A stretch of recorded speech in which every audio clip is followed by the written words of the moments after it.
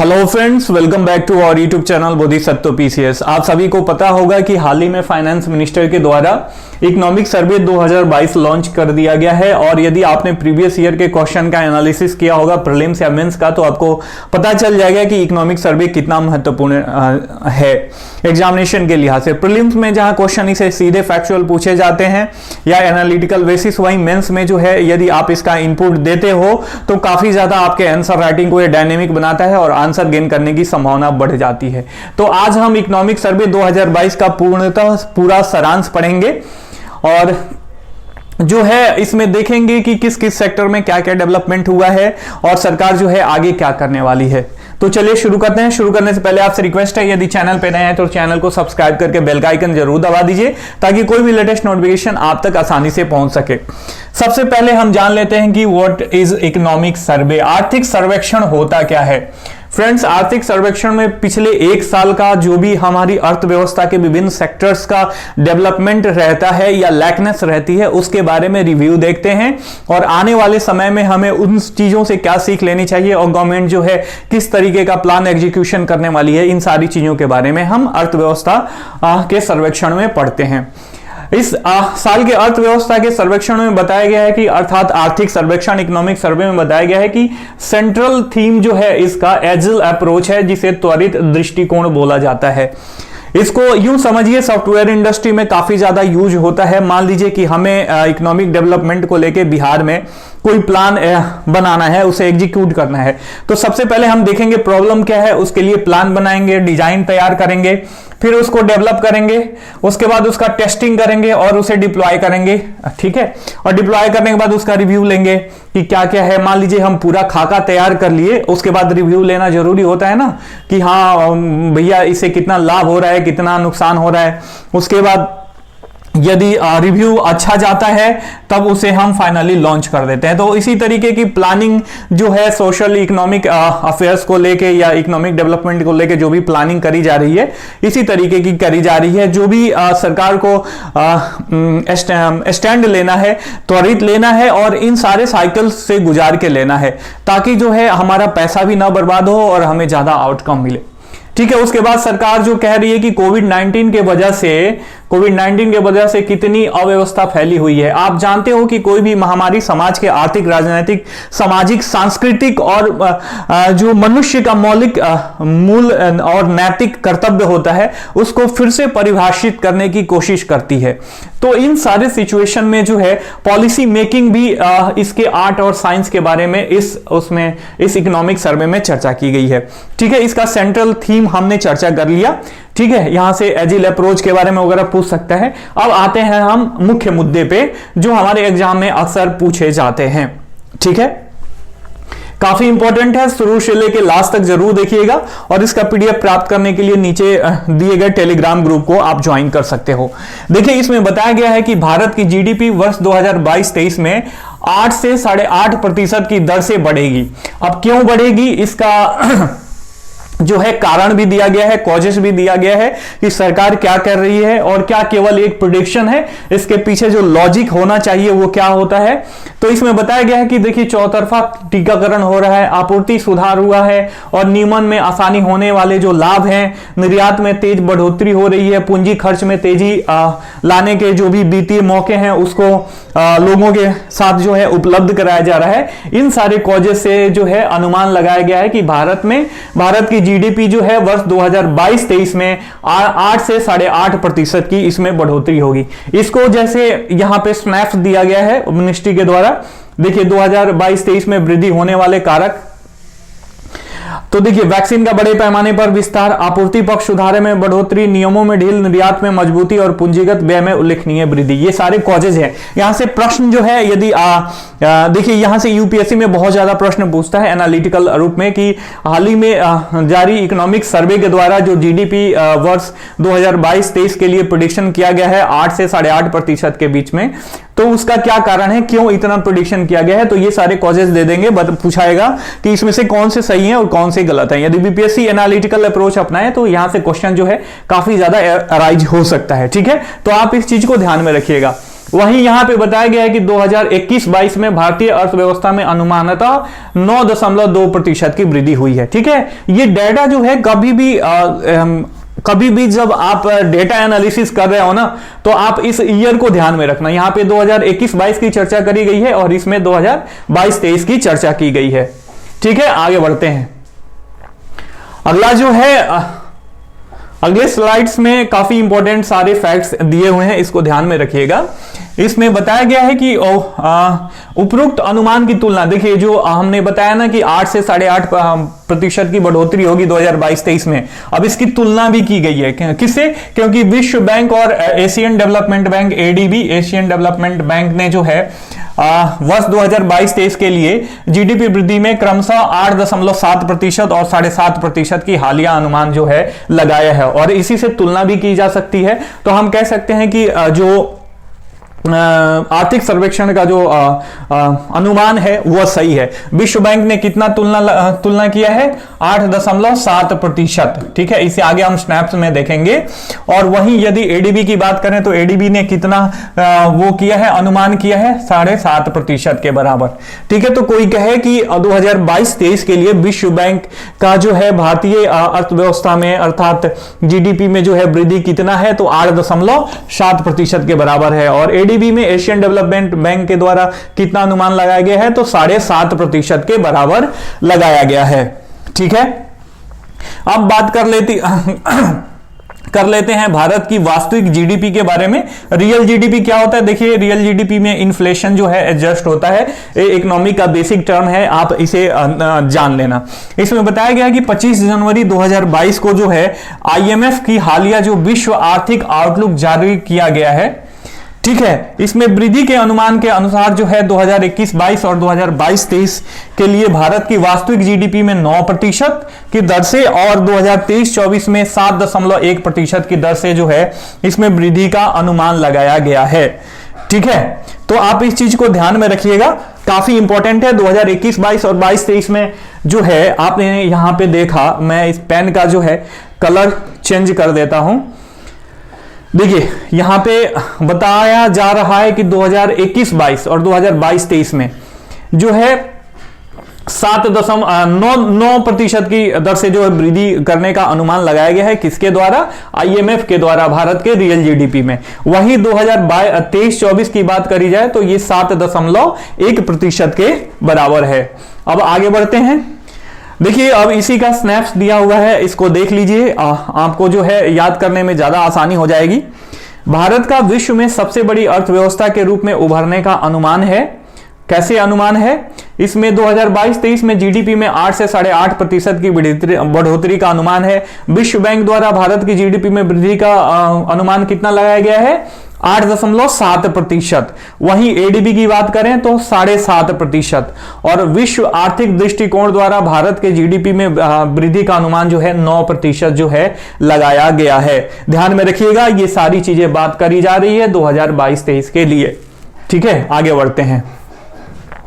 अगला स्नैप देखते हैं, खाद्यान्न उत्पादन के बारे में बात किया गया है। जब आप अर्थव्यवस्था, जब आप एग्रीकल्चर से रिलेटेड आंसर राइटिंग करते हो, देखिए प्रीलिम्स में तो फैक्चुअल क्वेश्चन पूछ सकता है, लेकिन if you are writing in mains about any agriculture topic, तो यहाँ पे ये जो इकोनॉमिक सर्वे का डेटा जब आप इनपुट करके अपनी बातों को वेरीफाई करने की कोशिश करते हो या ऐसा ग्राफ बनाते हो अपने आंसर राइटिंग में, तो आपके आंसर राइटिंग का अप्रोच जो है काफी डायनेमिक होता है।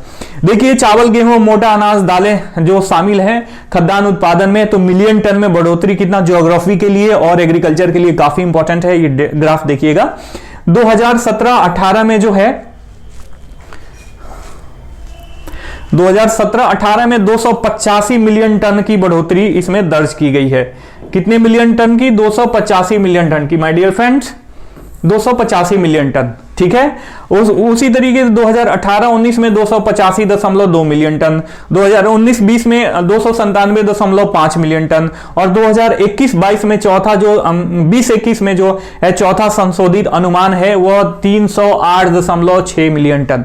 ठीक है, ग्राफ सीधे ऐसे ऐसे जा रहा है। ठीक है, तो आप इस चीज को ध्यान में रखना, काफी इंपॉर्टेंट है। यदि आप ये बार डायग्राम बना के आप दिखाओ आंसर राइटिंग में, या ऐसे ग्राफ बना के दिखाओ, आपके आंसर राइटिंग का जो है काफी डायनेमिक अप्रोच होगा। अब देखिए यहाँ पे प्रीलिम्स में किस तरीके का क्वेश्चन अराइज हो सकता है, हम देख लेते हैं कि 2020-21 के चौथे संशोधित अनुमान के अनुसार जो है खाद्यान्न उत्पादन कितना टारगेट करा गया है, 308.6 मिलियन टन। ठीक है, ये ध्यान में रखिएगा।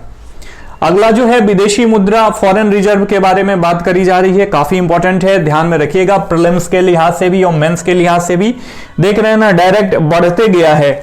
ये 2018-19 की बात करें तो इसमें जो है 411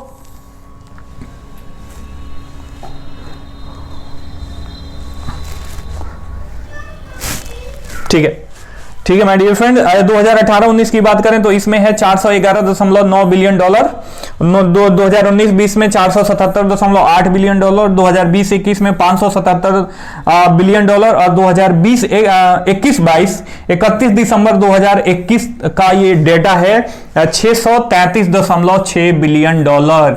काफी इंपॉर्टेंट है, ये ध्यान में रखिएगा। क्वेश्चन यहां से सीधे सीधे अराइज हो सकता है प्रिलिमिनरी एग्जामिनेशन में। 31 दिसंबर 2021 का डेटा है, 2021-22 में जो है 633.6 बिलियन डॉलर जो है अभी फॉरेक्स रिजर्व है आज के डेट में।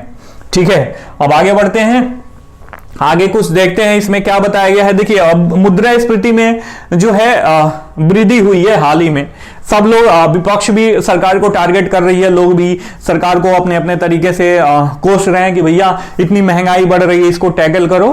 तो सरकार का कहना है कि देखिए मुद्रास्फीति में वृद्धि तो हुई है, लेकिन इसके कॉजेस जान लेते हैं कि ऐसे क्वेश्चन यहां से इस तरीके से अराइज हो सकता है। मुद्रास्फीति आप सभी लोग जानते हो ना कि मुद्रा के मूल्य में जो है थोड़ी सी गिरावट हो जाती है, चीजें महंगी हो जाती है, यही है मुद्रास्फीति का सिचुएशन। बेसिक चीजें इसका समझो।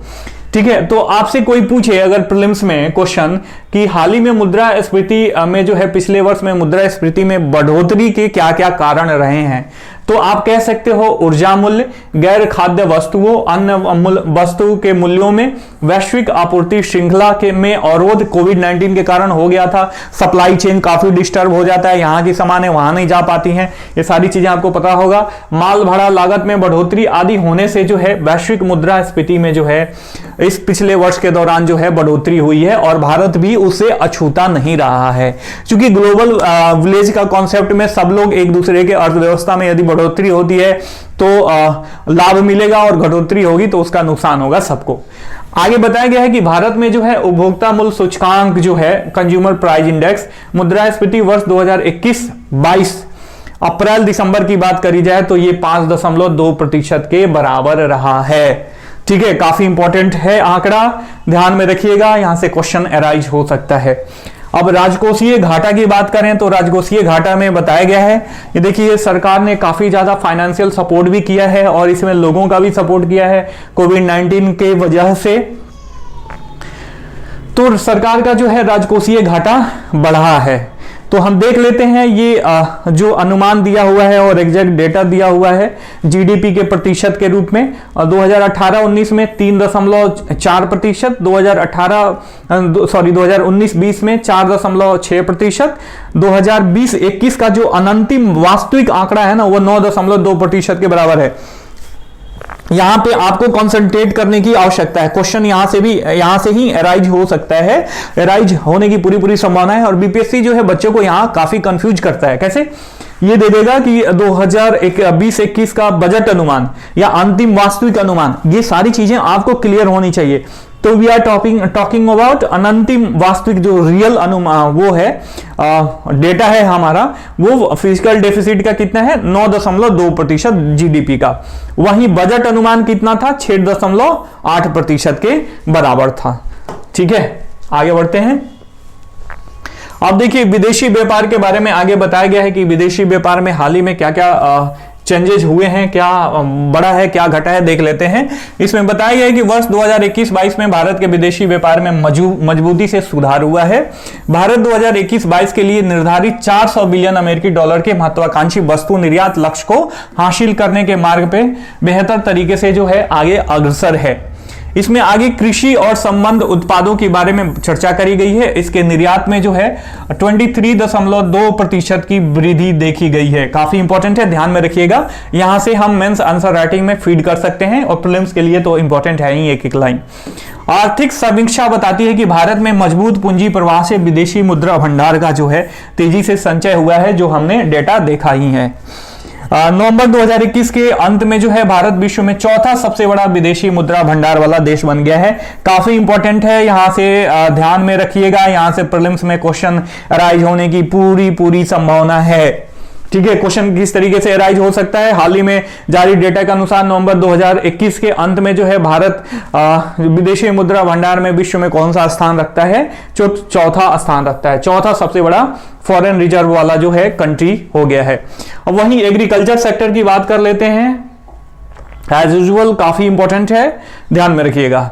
कोविड-19 के इसमें बताया गया कि कोविड-19 के प्रतिकूल प्रभाव के बावजूद कृषि क्षेत्र में 2021-22 में जो है 3.9% तथा 2020-21 में 3.6% की वृद्धि हुई है। ठीक है, तो यहां पे डेटा में एक बार फिर से कहना चाहूंगा कि आपको वर्ष जो है, ईयर जो है पूरा कंफर्म होना चाहिए। यहां पे 2021-22 की बात करी जा रही है, तो 2021-22 में कितने प्रतिशत की बढ़ोतरी हुई है? 3.9% की। वहीं 2020-21 की बात करी जाए तो इसमें 3.6% की बढ़ोतरी हुई है, 0.3% का इंक्रीमेंट है।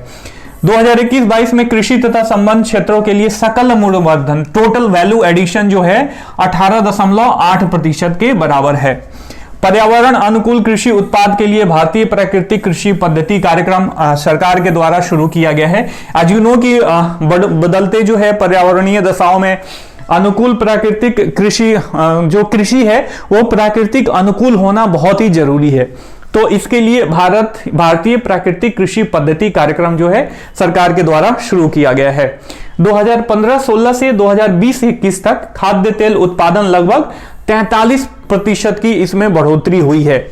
सरकार ने 2021-22 में राष्ट्रीय खाद्य सुरक्षा अधिनियम के तहत राज्यों और केंद्र शासित प्रदेशों को 1052 लाख टन खाद्यान्न आवंटित किया है। ये ध्यान में रखिएगा, ये सब मेंस के लिए इंपॉर्टेंट है। 2015-16 से प्रधानमंत्री कृषि सिंचाई योजना के तहत 59 लाख से अधिक क्षेत्र जो है सूक्ष्म सिंचाई द्वारा कवर किए गए हैं। तो ये है काफी इंपॉर्टेंट डेटा एग्रीकल्चर सेक्टर से लेके। यदि आप आंसर राइटिंग करते हो मेंस में और इसका इनपुट देते हो तो काफी ज्यादा जो है आपको मार्क्स गेन करने की संभावनाएं जो है बढ़ जाती है। अब जल जीवन मिशन से रिलेटेड डेटा देख लेते हैं, काफी इंपॉर्टेंट मिशन है। इसमें बताया गया है कि 2019 में जल जीवन मिशन के आरंभ होने के बाद जो है 5.5 करोड़ से अधिक घरों में जो है नल जल की आपूर्ति शुरू की गई है। तो यहां से यह भी पूछ सकता है कि जल जीवन मिशन की शुरुआत कब हुई थी? तो 2019 में हुआ था। ठीक है, इसमें बताया गया कि देश के 83 जिलों में 100% नल जल आपूर्ति जो है की जा चुकी है। इसमें आगे बताया गया कि 6 राज्य और केंद्र शासित प्रदेशों जिसमें है गोवा, तेलंगाना, अंडमान और निकोबार द्वीप समूह, पुडुचेरी, दादर एवं नागर हवेली तथा दमन एवं दीव और हरियाणा ने नल जल आपूर्ति के साथ 100% घरों की प्रतिष्ठा जो है मतलब नल जल आपूर्ति को 100% घरों में पहुंचा दिया है। तो यहां से पूछ सकता है कि कौन कौन से राज्य हैं या केंद्र शासित प्रदेश हैं या कौन कौन से नहीं है। तो ये डेटा जो है काफी इंपॉर्टेंट है माय डियर फ्रेंड। ठीक है, इसे ध्यान में रखिएगा। इस पे अलग मैं टेस्ट सीरीज एमसीक्यू के थ्रू बनाऊंगा, तो वहां से आपका रिवीजन भी हो जाएगा। आगे बताया गया कि स्वच्छ भारत मिशन ग्रामीण के तहत ग्रामीण भारत में जो है 10.86 करोड़ से अधिक शौचालयों का जो है निर्माण किया जा चुका है। राष्ट्रीय परिवार स्वास्थ्य सर्वेक्षण 5 के अनुसार जो है उन्नत स्वच्छता सुविधा का उपयोग करने वाले घरों की आबादी 2015-16 के 48.48% से बढ़कर 2019 और 21 के बीच जो है 70% के बराबर हो गई है। ये डेटा जो है प्रीलिम्स के लिए काफी इंपॉर्टेंट है। ये जो है ये वाला, ठीक है, ध्यान में रखिएगा कितने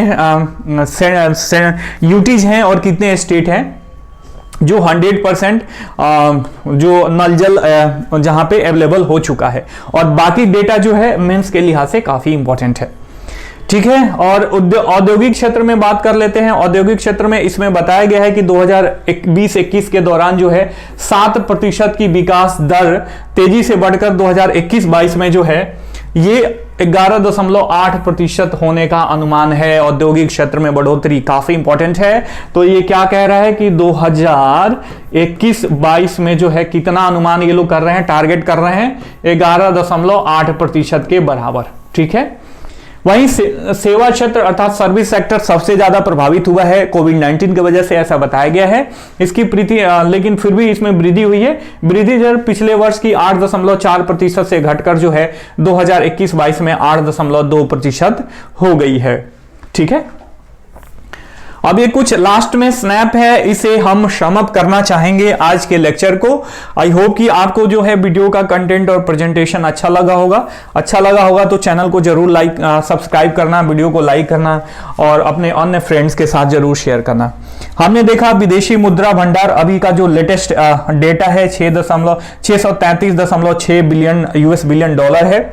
ठीक है, कृषि वानिकी और मत्स्यिकी में जो डेवलपमेंट हुआ है 2021-22 में ये 3.9% के बराबर है। औद्योगिक वृद्धि दर जो है 11.8% का इसमें अनुमान लगाया गया है। वहीं सेवाओं में जो है 8.2% का अनुमान लगाया गया है।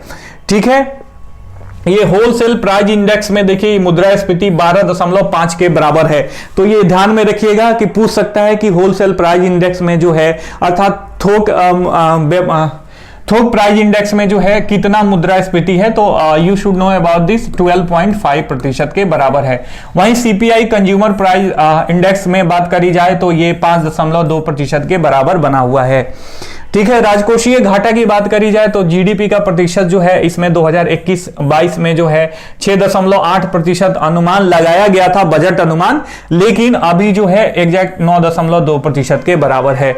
जीडीपी वृद्धि दर की बात करी जाए तो हमने ये देख ही लिया, जीडीपी वृद्धि दर 8 से 8.5% का जो है इस समय टारगेट रखा गया है। तो ये था पूरा समरी 2022 का इकोनॉमिक सर्वे का। आई होप कि आपको चीजें पसंद आई होंगी।